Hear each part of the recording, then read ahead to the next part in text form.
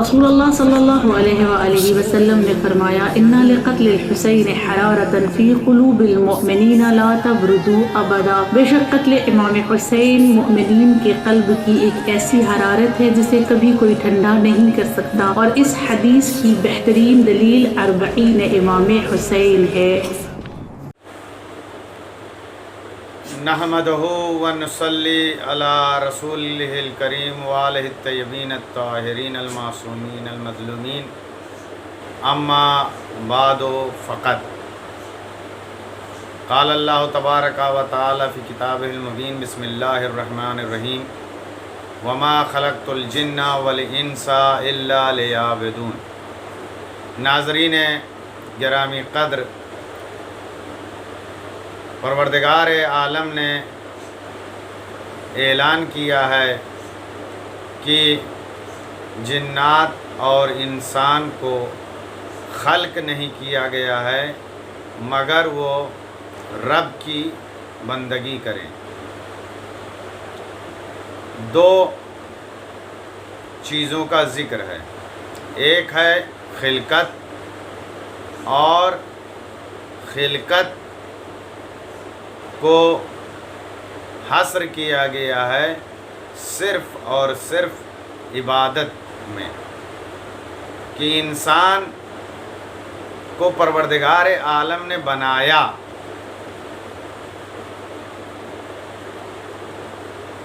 تو کسی بھی چیز کو جب بنایا جاتا ہے تو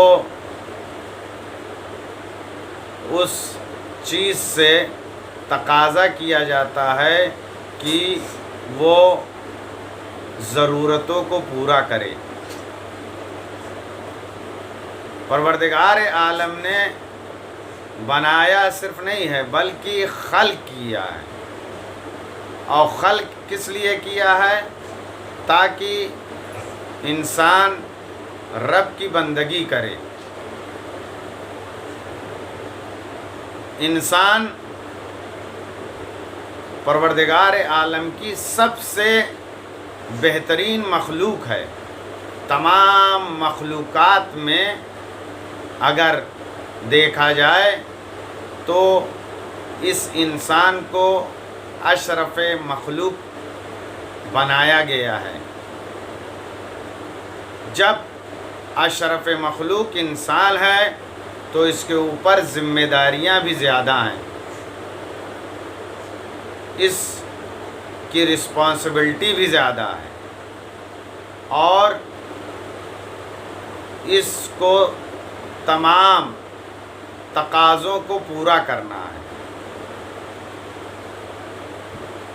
ہم اگر انسان کو دیکھیں تو انسان کو مخلوق خدا کے ساتھ مروت سے پیش آنا ہے۔ اب مخلوق خدا میں ہمارے جیسا دوسرا بشر یعنی انسان، صرف انسان ہی نہیں،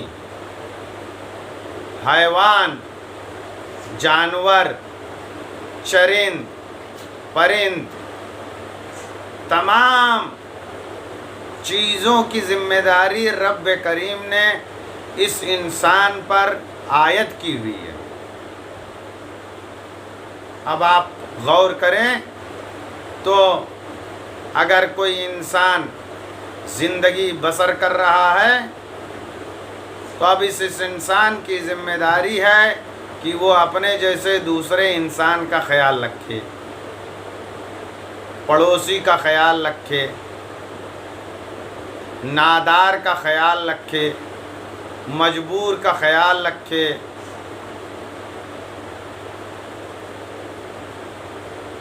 اور خلق خدا میں اگر کوئی جانور پیاسا ہے تو اس کو پانی پلائے، اور یہاں تک کہ شریعت نے حکم دیا ہے کہ اگر تمہارے پاس اتنا پانی ہو کہ تمہیں ایک جانور کو سیراب کر سکو اور یا تم وضو کر سکو، تو حکم پروردگار ہے کہ تم جانور کو سیراب کر دو۔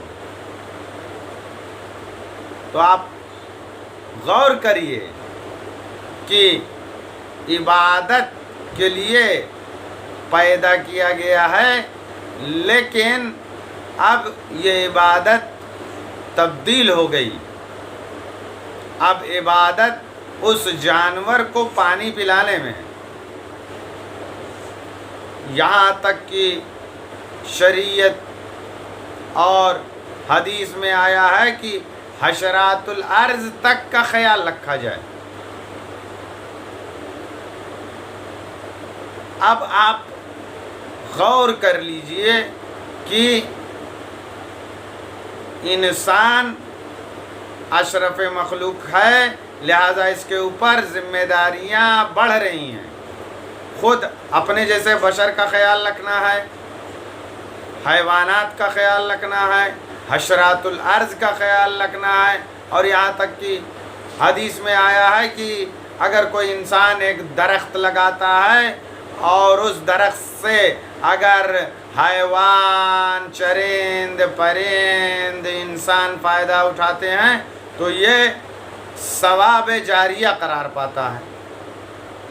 یعنی مخلوق میں وہ جاندار جو ہمارے سامنے موجود ہیں ان کو بھی استفادہ کرنا ہے آپ کے کاموں سے، اور ساتھ ساتھ میں ہم کو رب کی بھی بندگی کرنی ہے۔ یعنی دونوں چیزوں کو رکھا گیا ہے۔ اسی لیے روایت میں ہے کہ جب کوئی انسان کسی مومن کی حاجت کو پورا کرنے کے لیے نکلتا ہے تو وہ حج اور عمرے کے برابر ہوتا ہے۔ اگر آپ ملاحظہ فرمائیں تو حج میں کتنی رقم خرچ ہوتی ہے، عمرے میں کتنی رقم خرچ ہوتی ہے، اور کتنا وقت صرف ہوتا ہے۔ حج آج کے زمانے میں اگر دیکھا جائے تو کم سے کم 25-30 دن میں انجام پاتا ہے، عمرہ کم سے کم 12 دن میں انجام پاتا ہے۔ لیکن آپ اپنے شہر میں رہتے ہوئے اس ثواب کو حاصل کر سکتے ہیں کہ اپنے گھر سے برآمد ہو اور کسی مومن کی حاجت کو پورا کریں، یا کسی مومن کو ضرورت پیش آئے اور اس کے ساتھ آپ جائیں تو اس کا ثواب حج اور عمرے کے برابر ہو جاتا ہے۔ تو ہم کو غور و فکر کرنا ہے کہ انسان کے زندگی کا مقصد کیا ہے۔ فلسفہ حیات یہ ہے کہ ہر وہ مخلوق یا ہر وہ خلقت خدا جو موجود ہے وہ ہم سے استفادہ کرے اور ہم کو اپنی ذمہ داری کو ادا کرنا ہے۔ اب اسی عنوان کو آپ اور زیادہ فکر کریں تو یہ عبادات میں بھی متعلق ہوتا ہے اور مخلوق خدا سے بھی متعلق ہوتا ہے اور انسانی زندگی سے بھی متعلق ہوتا ہے۔ اگر آپ اس گفتگو کو ملاحظہ فرمائیں تو یہ ہے کہ اب انسان نماز پڑھے گا تو نماز اس لیے پڑھنا چاہیے کیونکہ اللہ نے مخلوق اپنی معین کیے فرشتے جو نماز لکھتے ہیں، اللہ نے معین کیے ہیں فرشتے جو تلاوت قرآن مجید کو لکھتے ہیں، اللہ نے معین کیے ہیں فرشتے کہ جو دعاؤں کو سنتے ہیں۔ تو انسان ہونے کے طور پہ انسان کی ذمہ داری بڑھ جاتی ہے رب کریم کی بارگاہ میں کہ ان تمام باتوں کے اوپر ہم غور و فکر کریں اور زیادہ سے زیادہ اپنے آپ کو آمادہ کریں اور زیادہ سے زیادہ اپنے آپ کو تیار کریں کہ ہم زیادہ سے زیادہ لوگوں تک پہنچیں اور زیادہ سے زیادہ عمل انجام دیں تاکہ زیادہ سے زیادہ فرشتوں کے دفتر میں، رجسٹر میں ہمارا نام درج ہو جائے۔ وآخر الدعوانا ان الحمد للہ رب العالمین۔